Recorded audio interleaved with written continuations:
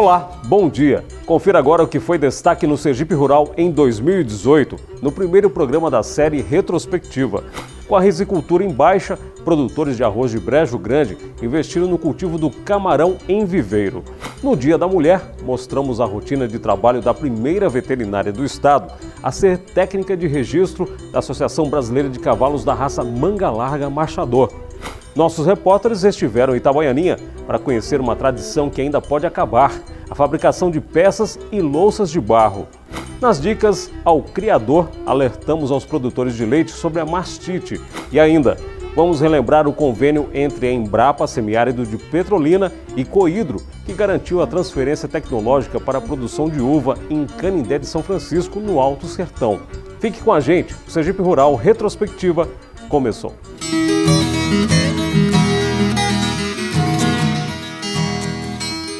Na reportagem que abre o primeiro programa do Sergipe Rural Retrospectiva, a gente vai rever a alternativa encontrada por produtores de arroz do município de Brejo Grande para driblar a crise na risicultura em 2018. Muitos deles apostaram no cultivo do camarão em viveiro. Vamos relembrar. A cidade de Brejo Grande ocupa atualmente um espaço importante na produção de camarão de viveiro, comumente criado próximo ao mar. É que por conta da salinidade da água do Rio São Francisco, a região se tornou adequada à criação de camarões, mas acabou inviabilizando outras culturas comuns na região, explica José Luiz Celestino, risicultor há 22 anos e que agora aposta no camarão. Aquela história, né? Diz que as coisas acontecem quando fecha-se uma porta, abre-se uma janela bem grande. Então hoje, com essa mudança, né, do rio, eu creio que para Brejo Grande foi bem-vinda. Se nós saber aproveitar bem a cultura do camarão, a rentabilidade é melhor do que arroz, gera mais emprego para a região. Então, se você for hoje no comércio de Brejo Grande e perguntar, antes era melhor com arroz ou com camarão, todo mundo vai falar que era melhor com camarão, que gera bem mais renda. Enquanto no mar a quantidade de sal varia de 20% a 30%, aqui na foz do Rio São Francisco, na região de Brejo Grande, a salinidade pode chegar a 10%, dependendo do local. Mas esse percentual é considerado ideal para uma espécie de camarão bem adaptada e que tem sido a solução para quem está investindo no crustáceo. Uma espécie originária do Pacífico, desenvolvido em alta salinidade, mas que naturalmente ele consegue, é uma espécie que se adapta facilmente à baixa salinidade. É o que aconteceu aqui no Brasil há algumas décadas. E apesar de termos esse cultivo em águas salgadas, perto de estuários, de manguezais, nessas regiões aí, de repente existem algumas regiões do Brasil, e Brejo Grande agora se insere nesse rol de regiões privilegiadas, onde o Vanamei está encontrando também uma facilidade de desenvolvimento, em decorrência dessa espécie que está vendo isso. No outro camarão não se adaptaria tão fácil. O processo de criação de camarão na região é recente, mas é considerado um caso de sucesso e por causa disso, risicultores têm apostado cada vez mais na produção.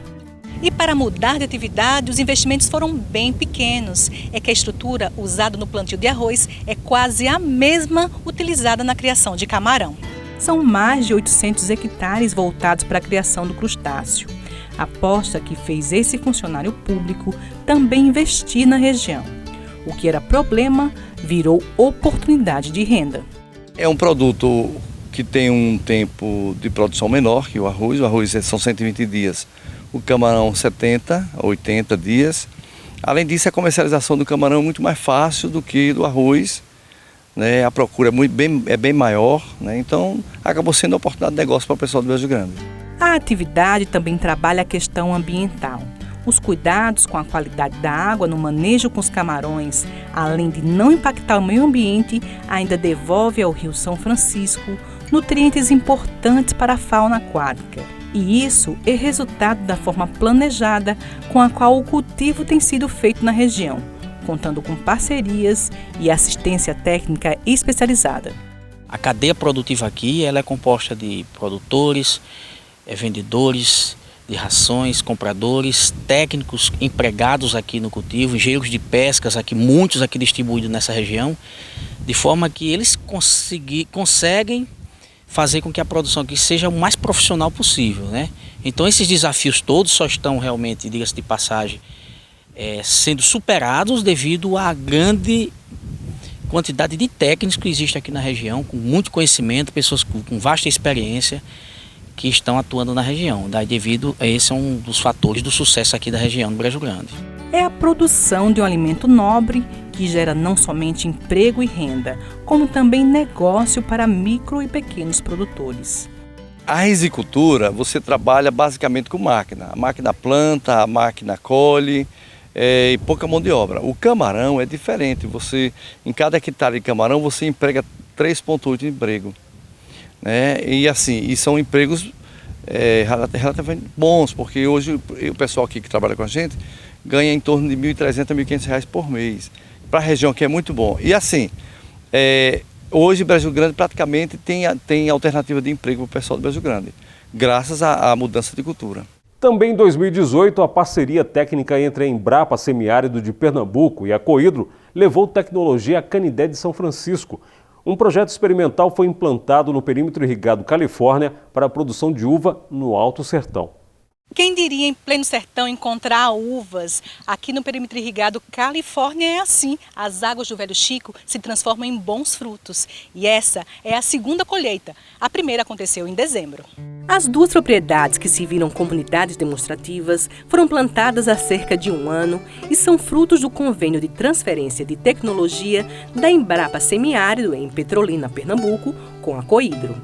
Os resultados são animadores e se existia alguma dúvida em apostar no cultivo, elas sumiram e deram lugar à expectativa de dias melhores. Gostei de trabalhar com ela, vou tentar ampliar, tentar recurso agora, porque foi bom trabalhar com ela e está dando fruto. A diferença é o preço que você sabe que você vai vender sabendo o que você vai ganhar. É uma aposta certa, você sabe que você vai... O atravessador, o comprador que vem comprar, você sabe que o preço que está saindo. Os produtores receberam as mudas e todo o equipamento para preparar e manter o parreiral, além da assistência da Embrapa, que deve durar por mais um ano, quando o convênio tem fim. A partir daí, os técnicos da Cohidro estarão prontos para replicar a tecnologia para os produtores do perímetro que decidirem apostar na uva. Estamos conscientes disso, que a Embrapa continuaria só mais um ano aqui com acompanhamento de assistência técnica com os produtores. E assim que a Embrapa se afastar, vai ficar somente com a Cohidro. E nós estamos muito interagindo com a Embrapa para nós poder dar continuidade e assistência aos produtores de uva. Essa área foi escolhida pelo seu ponto estratégico, pelo seu solo, pelo seu relevo, pela receptividade e dedicação do produtor, e a gente observa aí, como vocês estão vendo muito bem, já é a segunda safra que nós temos, e a gente espera que pelo menos cada planta produza 10 quilos. A gente com isso vai chegar a uma produtividade em torno de 13 a 13,8 toneladas por hectare, bem superior à primeira, que a gente chegou aqui a uma média de 7 toneladas por hectare. Então com isso o produtor ele vê na cultura uma cultura promissora. Os irrigantes fazem a colheita em nível comercial, com coletas 2 vezes por semana.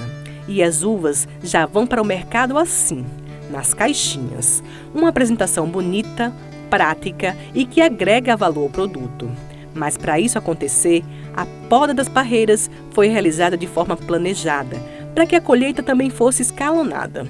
Os produtores estão satisfeitos, estão querendo ampliar a área e provavelmente essa segunda colheita vão passar de 3.500 quilos por hectare para 6 a 7 mil quilos e com perspectiva na próxima colheita chegar de 13 a 14 toneladas por hectare. A seguir, vamos relembrar uma tradição centenária de Itabaianinha que correu o risco de desaparecer em 2018, a fabricação de peças e louças de barro. É depois do intervalo. Sergipe Rural, retrospectiva, volta já.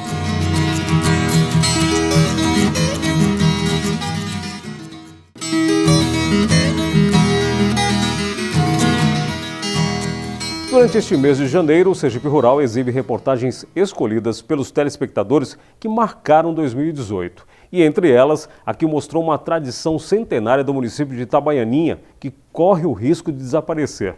a fabricação de louças e peças de barro confeccionadas por artesãos do povoado Poxica. Vamos rever juntos. Localizada na região sul de Sergipe, a 118 quilômetros da capital, está Itabaianinha, cidade famosa pelos anões. Na boca do poeta sergipano João Pereira Barreto, ela é a princesa das montanhas. Ele a batizou assim porque o município é localizado entre cadeias de montes. Com aproximadamente 38 mil habitantes, divididos entre os quase 100 povoados, Itabaianinha possui grande potencial para o artesanato em barro. O povoado Poxica é uma das mais importantes regiões brasileiras, de tradição popular na produção e comercialização dessas louças de barro. As peças produzidas aqui rodam o mundo. Estados Unidos, Argentina, Itália, deixa eu ver, Espanha, que um rapaz da Espanha vem direto para aqui me comprar, e da Itália também. Da Itália já teve umas 10 pessoas já da Itália aqui. Valdeci, mais conhecida por Dona Nem, começou a trabalhar com a arte do barro ainda criança. De lá para cá não parou mais. As mãos habilidosas vão dando forma à peça. Ela não usa forma nem molde, tudo é feito na base da experiência. Criativa, ela foi além dos pratos e criou novas peças. Minha mãe só fazia prato. Aí eu casei, aí tinha vontade de ter um fogão a gás para fazer comida para o menino, que era fogão de lenha. Aí eu fiz 2 bomboniere e uma travessa e mandei para Salvador, para um rapaz. Aí ele gostou, aí veio e me encomendou 200 peças. Eu quase morro de alegria quando ele chegou aí, me procurando. Aí ele me encomendou 200 peças. Disso para cá, aí eu fui desenvolvendo mais coisa. Isso aí já tem uns 30 anos que eu inventei esses negócios aí. O artesanato deu a ela oportunidades. O Sebrae me levou para a primeira feira que eu fui e eu consegui essa casa aqui, ó. Foi a minha vitória. Eu agradeço ao Sebrae, que me descobriu, né? A menina me levou, fiquemos lá.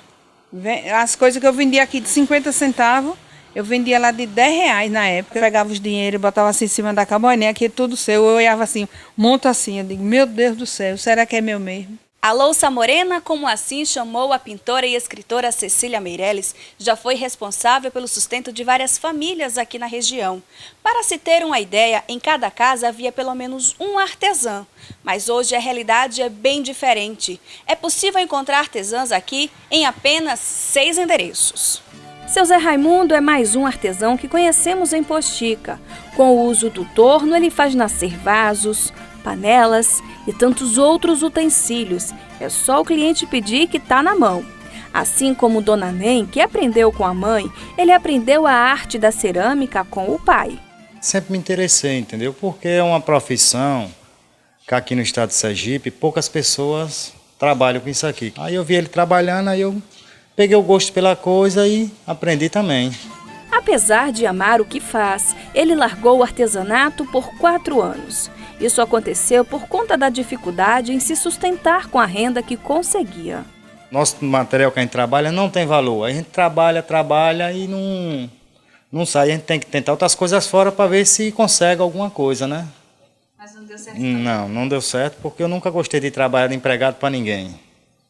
Porque se eu gostasse, aí tudo bem, mas não consegui trabalhar de empregado para ninguém. Aí voltou a dedicação. Voltei a dedicação no artesanato, porque aqui pelo menos, qualquer lugar que você chegar, você trabalha, até debaixo de um pé de pau, qualquer local que você chegar, você consegue trabalhar.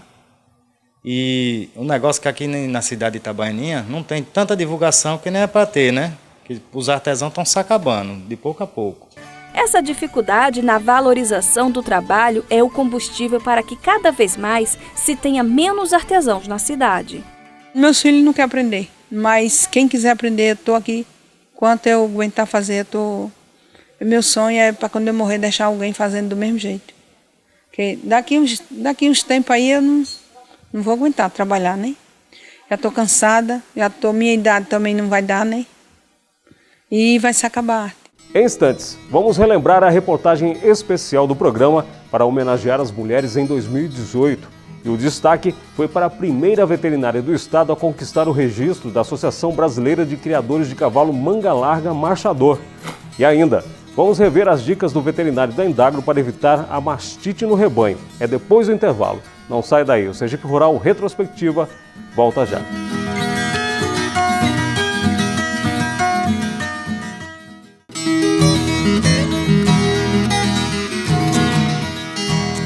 Em março de 2018, o Sergipe Rural exibiu uma reportagem especial para mostrar a rotina de uma veterinária de fibra que superou preconceitos e vários desafios por amor à profissão. Vamos relembrar a história da doutora Juliana Araújo, primeira veterinária do estado a conquistar o registro da Associação Brasileira de Criadores de Cavalo Manga Larga Machador.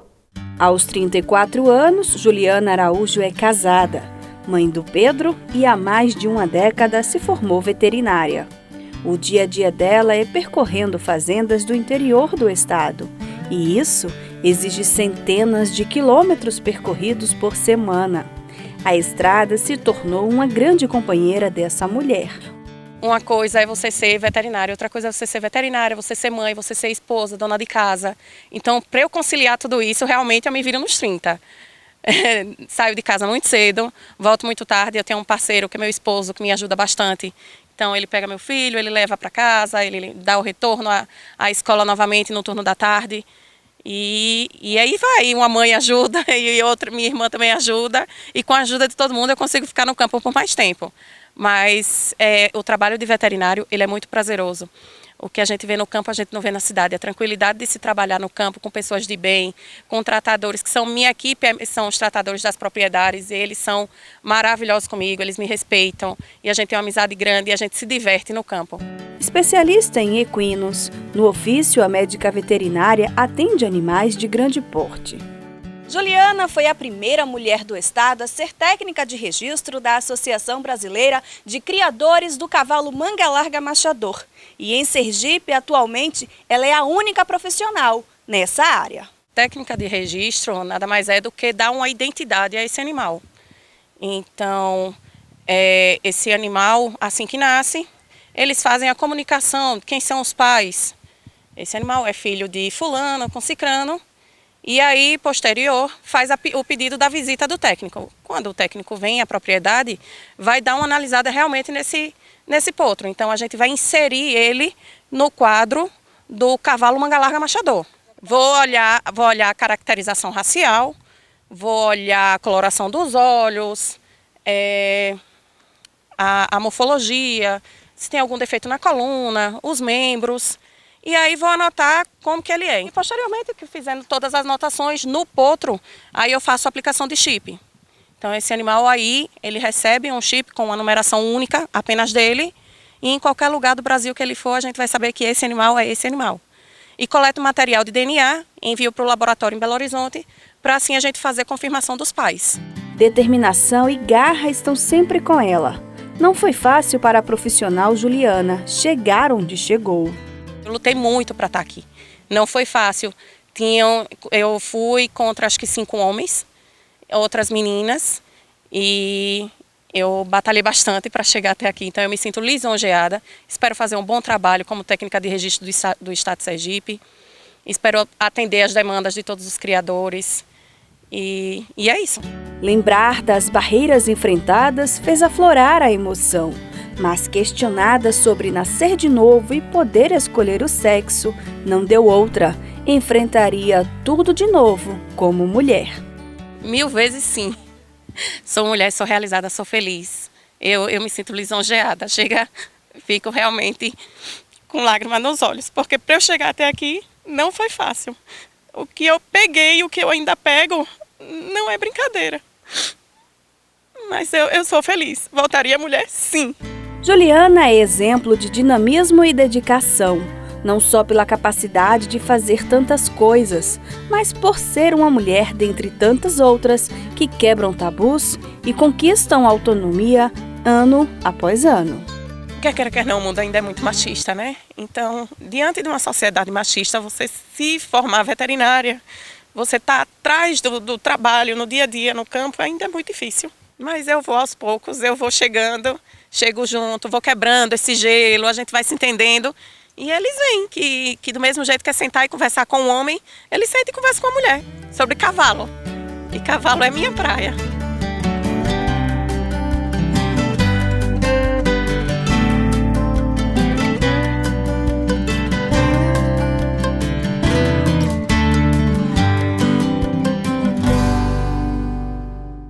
E agora, vamos rever as dicas do veterinário da Endagro para evitar a mastite no rebanho. Confira.